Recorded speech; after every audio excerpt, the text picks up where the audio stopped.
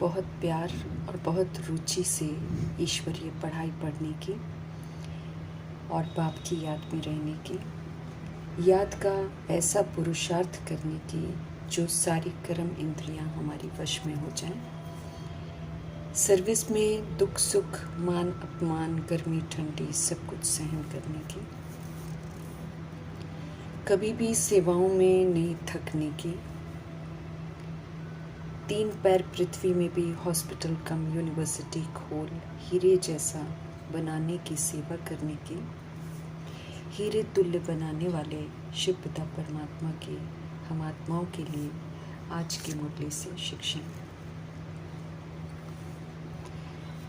वरदानों के दाता परमपिता परमात्मा हम आत्माओं को वरदान दे रहे हैं कि सच्चा आत्मिक स्नेह जो हमें परमपिता परमात्मा से मिलता है, उसकी अनुभूति हम दूसरी आत्माओं को भी करवाएं। अर्थात स्नेह के सागर के स्नेह से संपन्न होकर मास्टर स्नेह का सागर बनने का कर्तव्य पूरा करें। स्पष्ट करते हैं वरदाता परमपिता परमात्मा कि जैसे सागर के किनारे जब हम जाते हैं तो शीतलता का अनुभव होता है। स्थूल सागर के किनारे जब हम जाते हैं तो शीतलता का अनुभव होता है। बिल्कुल ऐसे ही जब बाबा के बच्चे मास्टर स्नेह का सागर बन जाते हैं तो फिर जो भी आत्मा सामने आती है वो अनुभव करती है कि स्नेह के मास्टर सागर की लहरें जो हैं वो स्नेह की अनुभूति करा रही हैं। परमात्म स्नेह इतना अद्भुत है कि अगर हम उस स्नेह को धारण कर लेते हैं तो हम अन्य आत्मा भाइयों को भी स्नेह का अनुभव करा सकते हैं। स्पष्ट करते हैं परमपिता परमात्मा कि आज की दुनिया में सभी वर्ल्ड की जितनी भी आत्माएं हैं वो सच्चे आत्मिक स्नेह की भूखी हैं, लेकिन वो ये आत्मिक स्नेह जो है वो देभान में तलाशती हैं देहधारियों से, जो कि मिल नहीं सकता।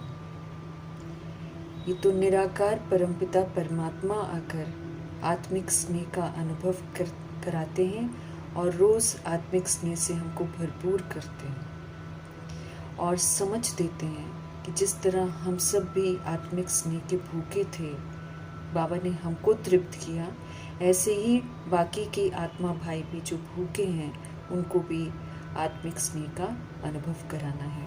ये एहसास परमपिता परमात्मा हम आत्माओं को दिलाते हैं। स्वार्थी स्नेह से तो सारी दुनिया भरी पड़ी है। जब तक स्वार्थ है स्नेह रखते हैं, स्वार्थ खत्म स्नेह खत्म।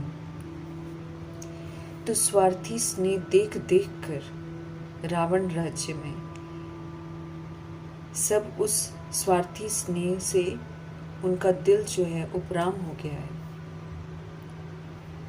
वो बड़े असंतुष्ट से हो गए, उनको वो स्नेह ही नहीं चाहिए, वो आत्मिक स्नेह की तलाश में है। इसलिए रहम दिल परमपिता परमात्मा हम आत्माओं को स्नेह से संपन्न कराकर फिर अपने बाकी के बच्चे जो उनके संपर्क में नहीं आते हैं उन्हें आत्मिक स्नेह देने की समझ देते हैं। कहते हैं आत्मिक स्नेह की थोड़ी सी घड़ियां जो हैं अगर वो अनुभूति वाली है तो उसी अनुभूति को आत्माएं जो हैं जीवन का सहारा समझ बैठती हैं। इतना ये आत्मिक स्नेह सुकून देता है क्योंकि ये फर्क नहीं करता है। आत्मिक स्नेह सभी आत्माओं के लिए एक जैसा होता है और वो जो स्वार्थी स्नेह है वो किसी के साथ कैसा किसी के साथ कैसा, जितना स्वार्थ होता है उतना ही स्नेह रखती है दुनिया। बाहरी स्नेह होता है, अंदर से सारे मतलब बरसते होते हैं। लेकिन जो बाबा स्नेह देते हैं ये स्नेह सबको भरपूर कर देता है और फिर आत्माएं ऐसा अनुभव करती हैं जैसे कि उनको जीवन का सहारा मिल गया। तो वरदाता परमपिता परमात्मा हम आत्माओं को वरदान देते हैं। पहले तो स्नेह से संपन्न करते हैं, फिर उसके बाद हमको वरदान देते हैं कि सच्ची आत्मिक स्नेह की अनुभूति कराओ। अब मास्टर स्नेह के सागर का टाइटल कमाओ, क्योंकि जब हम अनुभूति कराएंगे तभी हमको ये स्वमान का टाइटल प्राप्त होगा। ज्ञान धन प्रभु जी से मिलता है, इससे भरपूर रहना है। बाकी स्थूल धन की तो चिंता ही नहीं करनी है, जितना चाहिए उतना प्रभु जी प्राप्ति करा देते हैं। वो स्वतः ही चलता रहता है, कहीं भी खुटता नहीं है। लेकिन ज्ञान जो हमको प्रभु से मिलता है, इसको जीवन में धारण करना है और इस धारणा का सहयोग सभी आत्माओं को देना है। हम आत्माओं को अव्यक्त इशारे मिल रहे हैं, संकल्पों की शक्ति को जमा करने की समझ मिल रही है, श्रेष्ठ सेवा के निमित्त बना रहे हैं परमपिता परमात्मा, जो हम आत्मा को करनी है। समझ देते हैं कि जैसे सतयुगी सृष्टि के लिए कहा जाता है कि वहाँ पर एक राज्य होता है, द्वैत राज्य नहीं, एक ही राज्य होता है, एक विश्व महाराजन होते हैं और एक ही पवित्रता का धर्म वहाँ होता है। ऐसे ही अब स्वराज्य में भी, अर्थात संगम युग में हम आत्मा को स्वराज्य अधिकारी बनना है, अर्थात अपनी शरीर रूपी राजधानी का हमको राजा बनना है। इसमें कर्म इंद्रियों पर और सूक्ष्म शक्ति जो मन बुद्धि संस्कार है, इस पर हमको राज्य करना है। तो एक राज्य एक धर्म अभी हमारे स्वराज्य में भी होना चाहिए, इस तरफ ध्यान खिंचवा रहे हैं। स्वराज्य में एक राज्य मतलब स्व अर्थात आत्मा के इशारे पर ये शरीर रूपी राजधानी की कर्म इंद्रियां चलें और फिर आत्मा की सूक्ष्म शक्तियां मन बुद्धि संस्कार, ये राजा आत्मा के इशारे पर चलें। मन कभी भी मनमत में न चलाए, बुद्धि अपनी निर्णय शक्ति की हलचल न करे, नहीं तो आत्मा बड़ी मजबूर हो जाती है। जब मन और बुद्धि उस पर हावी हो जाते हैं, आत्मा की चलने नहीं देते हैं, तो आत्मा बिल्कुल हलचल में आ जाती है, डिसाइड नहीं कर पाती है कि ये करे कि वो करे, क्या करे, और मनमत अपने आवारापन में कहीं भी मन लेकर चला जाता है। बैठे बैठे मन जो है अमेरिका ऑस्ट्रेलिया भी घूमाता है, लगाना होता है योग प्रभु से और मन चंचल इधर उधर भागता रहता है। तो बाबा कहते हैं ऐसा नहीं होना चाहिए अब कि मन अपनी मनमत चलाए और बुद्धि अपनी निर्णय शक्ति की हलचल में ही हमको उलझा के रखे। और ये जो पुराने संस्कार रावण राज्य में जो हमने धारण करके 63 जन्मों में उनको एकदम पुराना बना दिया है, वो संस्कार कहीं मुझ आत्मा को नाच न नचाए, क्योंकि मजबूर करते हैं। फिर संस्कार जो हमने 63 जन्म यूज़ किए होते हैं वही फिर से इमर्ज हो जाते हैं। तो बाबा कहते हैं संस्कार आत्मा को नाच नचाने वाला ना हो, तब कहा जाएगा कि हाँ अभी स्वराज्य में एक धर्म है और एक राज्य है। आत्मा रूपी राजा कर्म इंद्रियों को, शरीर रूपी पूरी राजधानी को और मन बुद्धि संस्कार को ईश्वरीय श्रीमत के प्रमाण या श्रीमत की लगाम के साथ सबको कंट्रोलिंग और रूलिंग पावर से चलाएं। तो ऐसी कंट्रोलिंग पावर हमको अभी धारण करनी है, इसका सबूत देना है। ये जो एक धर्म है, पवित्रता का धर्म है, एक राज्य जो है, इसका हमको भी सबूत देना है। स्वराज्य अधिकारी का टाइटल कमाना है, यही फिर बेहद सेवा का साधन बन जाएगा। हमें अब हद के लिए नहीं जीना है, बल्कि बेहद की सेवा के लिए हाजिर रहना है। उसके लिए हमको स्वराज्य अधिकारी बनकर सतोगुणी सतयुगी व्यवहार करना है। श्रीमद् प्रमाण चलना है। कल्याणकारी परमपिता परमात्मा हम आत्मा को कहते हैं कि जब कभी समय मिले, इधर उधर टाइम वेस्ट करने की जगह परमपिता परमात्मा कहते हैं एकांत में बैठ जाओ। फिर जो हम आत्माओं को समझ मिलती है उस पर विचार सागर मंथन करो, उसकी गहराइयों में जाओ। फिर जो पॉइंट्स शिव बाबा से हम सुनते हैं उसको रिवाइज करना है। रिवाइज करेंगे तब ये हमारे मन चित्त पर बैठेंगे, नहीं तो मन चित्त पर 63 जन्मों की उल्टी रिकॉर्डिंग जो करी हुई है वही इमर्ज रहती है। इसलिए परमात्मा हम आत्मा को समझ देते हैं कि इसके विचार सागर मंथन करना बहुत ज़रूरी है, रिवाइज करना बहुत ज़रूरी है। हम सब याद की यात्रा पर हैं। याद की यात्रा पर रहते रहते हमें कर्मातीत अवस्था तक पहुंचना है। मीठे मीठे परमपिता परमात्मा समझ देते हैं कि ये यात्रा निरंतर चलती रहनी चाहिए, ये रुकनी नहीं चाहिए। याद करते करते याद की शक्ति से, याद के बल से ही हमारी कर्म इंद्रियां जो क्रिमिनल बन गई हैं वो सिविल बनेगी। फिर ये कभी हमको धोखा नहीं देंगी और फिर हमारी अवस्था भी जो है कर्मातीत हो जाएगी, क्योंकि याद में रहते रहते हम आत्माएं श्रीमद् प्रमाण चलते चलते सारा कार्मिक जो बॉन्डेजेस हमने बना रखा है उन सारे कार्मिक बॉन्डेजेस से बाहर निकल सकते हैं। और फिर कर्मातीत अवस्था मतलब कोई भी कर्मा हमको अपनी तरफ नहीं खींचेगा, तब हमारी याद की यात्रा पूरी होगी। इसीलिए हमको पूरा पूरा पुरुषार्थ करना है, हमको ना उम्मीद कभी नहीं बनना है। ऑफ कोर्स हमने जो बुराइयां धारण करी हैं उसको वो बार बार इमर्ज होंगी और कभी दिल शिकस्त भी बनाएंगी, लेकिन परमपिता परमात्मा कहते हैं ये सिर्फ परीक्षाएं हैं जिनको पार करना है। इसलिए कभी भी प्रभु हमारे साथ हैं, इसलिए ना उम्मीद कभी नहीं बनना है। सर्विस पर हमको सदा तत्पर रहना है, स्व पर पूरा अटेंशन देना है, परमात्मा की यादों में रहना है। ये स्वतः ही सेवा की स्थिति बनी रहेगी। मीठे मीठे परमपिता परमात्मा हम आत्मा को बार बार ध्यान खिंचवा रहे हैं कि अब देह अभिमान में नहीं रहना है कि मैं सो एंड सो हूँ और सो एंड सो का बच्चा हूँ, या फिर मैं इस मर्तबे का हूँ, ये नाम है, ये रूप है। इन सारी चीज़ों से हमें बाहर निकलना है, क्योंकि अब समझ आ गई है कि ये सिर्फ एक झूठ है, ये ड्रामा का एक सिर्फ खेल चल रहा है और ये विनाशी है। हमें असल में आत्म अभिमानी होकर रहना है, हमेशा इस अभिमान, शुद्ध अभिमान में रहना है कि मैं निराकार आत्मा, निराकार परमपिता परमात्मा की संतान, परमधाम निवासी हूँ, निराकार धाम की रहने वाली हूँ, ऊंचे तो ऊंचे धाम की रहने वाली, ऊंचे तो ऊंचे परमपिता परमात्मा की संतान। मैं असल में तो सतोगुणी आत्मा हूँ।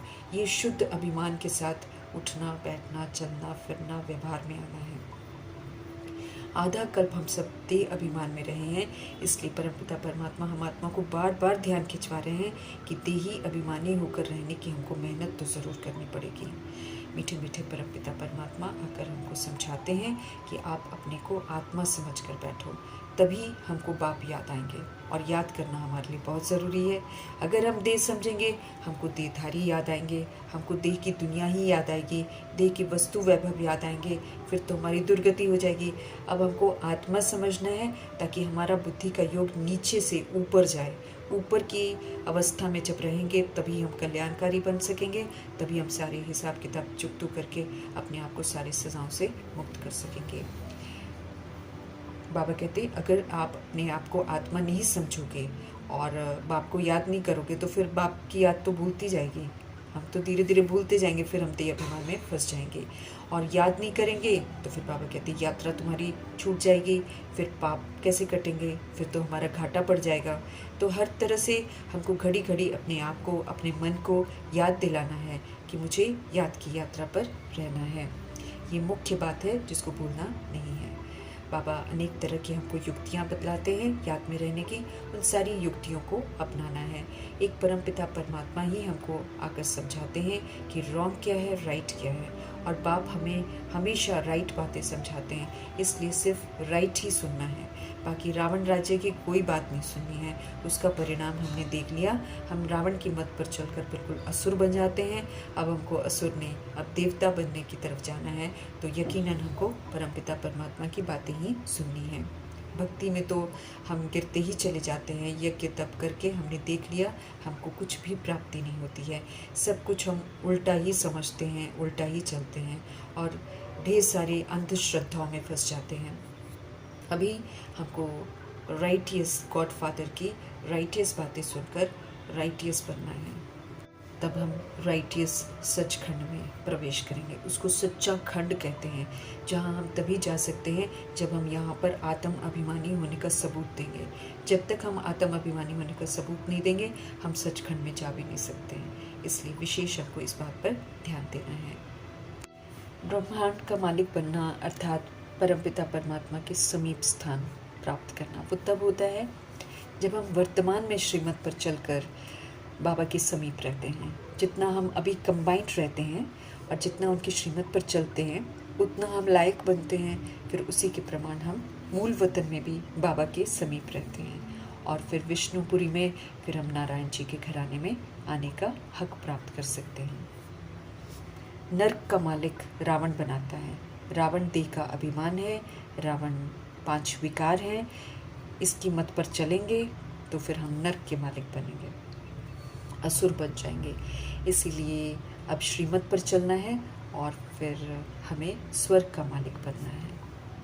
हमें याद रखना है कि इस समय हम श्रेष्ठाचारी, दुनिया में जाने के लिए श्रेष्ठाचारी बन रहे हैं, तो हमको श्रेष्ठ मत पर ही चलना है। एकांत में जब मिले हमें टाइम, हमें प्रभु जी की पढ़ाई पर विचार सागर मंथन करना है और जो भी पॉइंट्स बाबा हमको बताते हैं उसकी गहराइयों में जाकर उसको बार बार रिवाइज करके अपने चित्त पर बिठाना है। हमें याद रखना चाहिए कि पारसपुरी में लक्ष्मी नारायण के घराने में जाने के लिए उच्चतम पुरुषार्थ करना ज़रूरी है। बिल्कुल सच्चा बनना ज़रूरी है, अर्थात आत्म अभिमानी बनना ज़रूरी है। इसका बहुत काल का सबूत हमको संगम युग में देना है। इस बात को बुद्धि में अच्छी तरह रखना है। देह भान, देह के नाम रूप का अंश भी हमारी बुद्धि में नहीं होना चाहिए। इस कदर इसको भुला के हमको इनोसेंट बनना है, बिल्कुल बचपन में लौटना है। जैसे एक छोटे से बच्चे को मालूम नहीं होता है कि वो हिंदू है, मुस्लिम है, क्या है, नहीं मालूम होता ना, बिल्कुल वैसी अवस्था जीते जी इसी शरीर में रहते हुए हमको बनानी है। इतना प्रभु के साथ योग में रहेंगे तो परमपिता परमात्मा की जो याद की शक्ति है वो हमको इस झूठ खंड को भुलाने में मददगार बनेगी। हम सब आत्मा भाई भाई हैं, निराकारी रिश्ता हमारा बिल्कुल भाई भाई का है। और जब तक हम प्रजापिता ब्रह्मा के बच्चे ब्राह्मण बने हैं यहाँ पर, तो ये तो वर्षा लेने के लिए प्रजापिता का रोल है उनका, तब तक फिर हम ब्रदर सिस्टर हैं। इसके अतिरिक्त हमारी और कोई दृष्टि वृत्ति नहीं होनी चाहिए। ये पुरुषोत्तम संगम युग है, इसमें हमको उत्तम बनने की शिक्षाएं मिल रही हैं। श्रीमत पर चलेंगे तो हम पुरुषोत्तम बनेंगे। पुरुषोत्तम आत्माएं ही फिर सतयुग में जाती हैं। वंडरफुल बातें जो बाबा सुनाते हैं उन वंडरफुल बातों में रमण करते रहना है। नई दुनिया के लिए हम सभी को तैयार होना है और संगम युग ही समय है जब हम पुरुषोत्तम बन सकते हैं, क्योंकि इसी समय हमको समझ मिलती है। बाकी समय में बाबा कभी नहीं आते हैं पूरा कल्प, तो ये वाला जो थोड़ा सा समय है ये प्रभु के साथ बिताना है।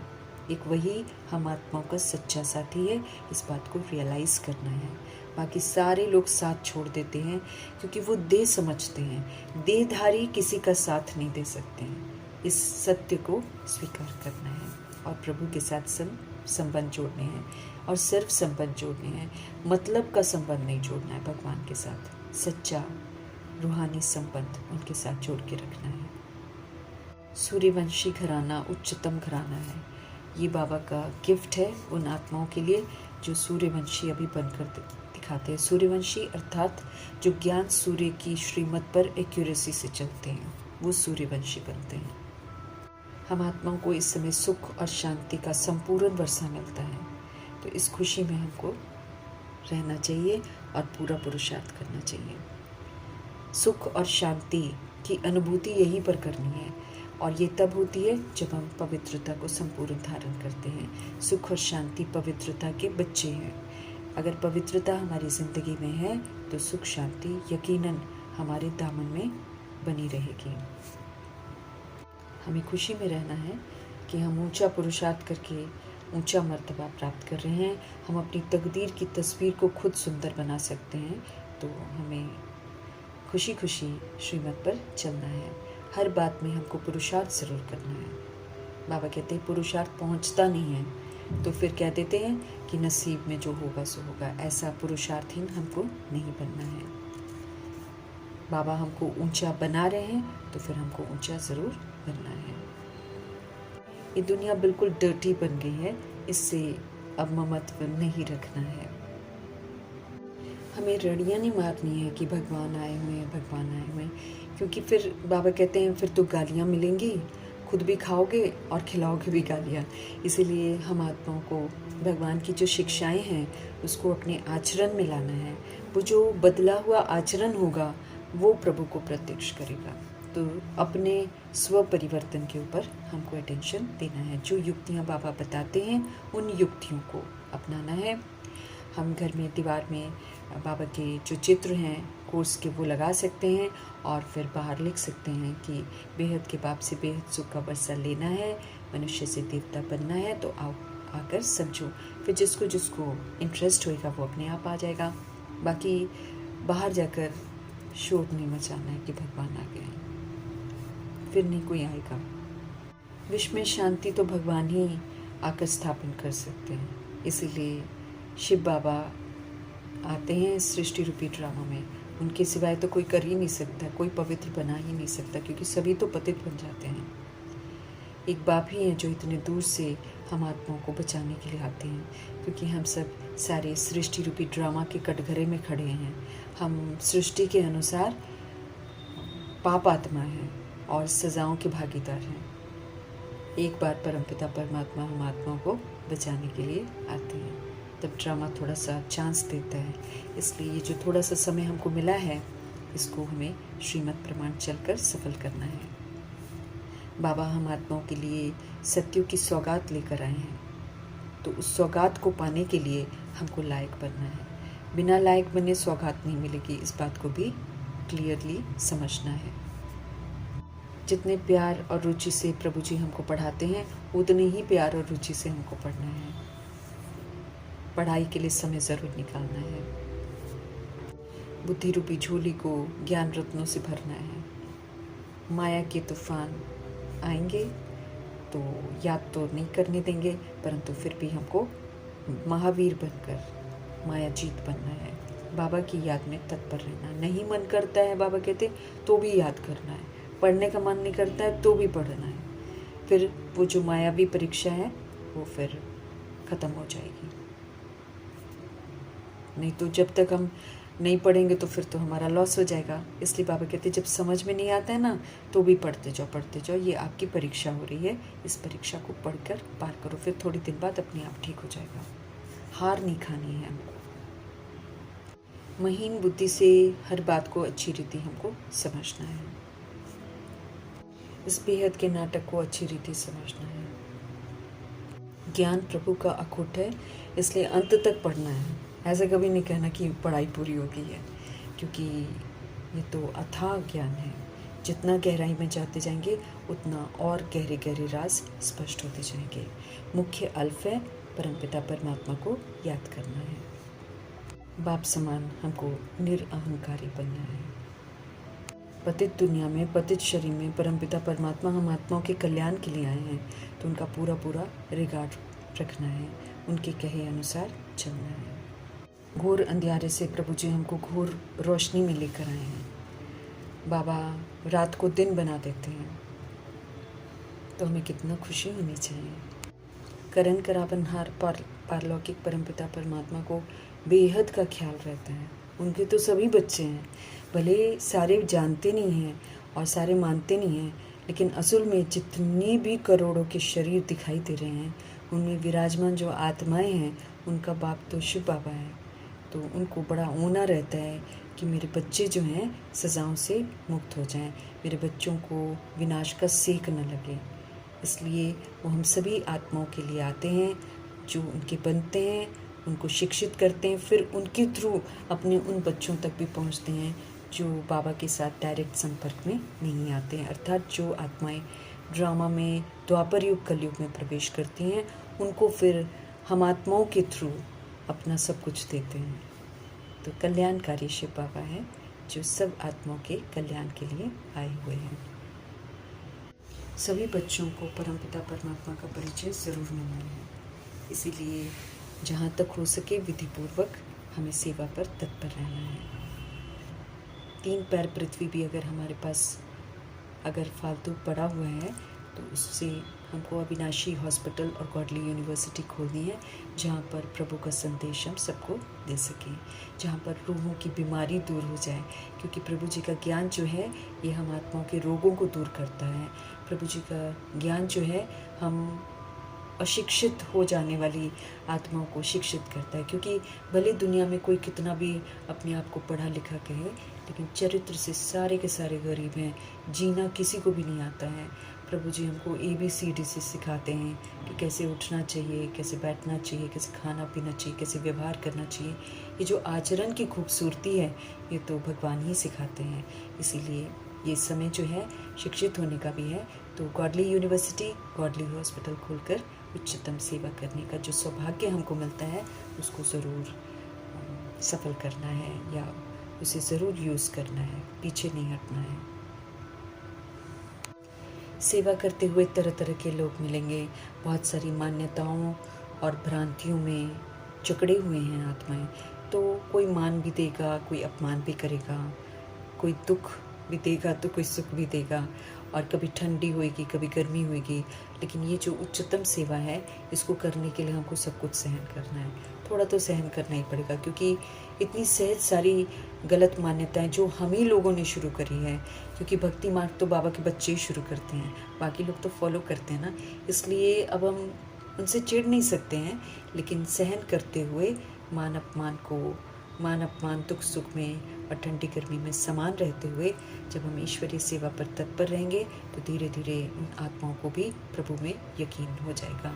हीरे जैसा बनकर हीरे जैसा बनाने की सेवा पर तत्पर रहना है। जैसे बाबा हमारे कभी भी थकते नहीं हैं।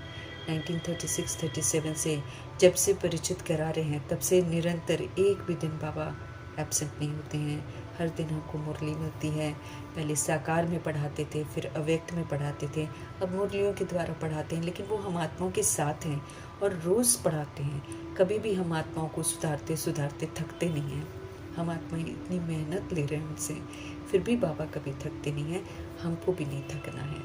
बाबा सबको जगा रहे हैं। कोई एक बार में जगता है, कोई देर लगाता है। बाबा कहते कोई सीज़न में जगेंगे, जगेगी हर आत्मा। कोई हो सकता है विनाश के समय में जगेंगे, लेकिन जग तो जाएंगे। और उस समय जब वो जगेंगे उनको अभी का दिया हुआ परिचय ही तो याद आएगा, तब वो जगेंगे। इसीलिए बाबा का जो परिचय देने की सेवा करते हैं वो कभी भी खाली नहीं जाती है, वो फलीभूत ज़रूर होती है। इसलिए बाबा कहते कोई चले न चले, कोई माने न माने, हमको सेवा पर तत्पर रहना है। हमको सत्य से सभी को परिचित कराना।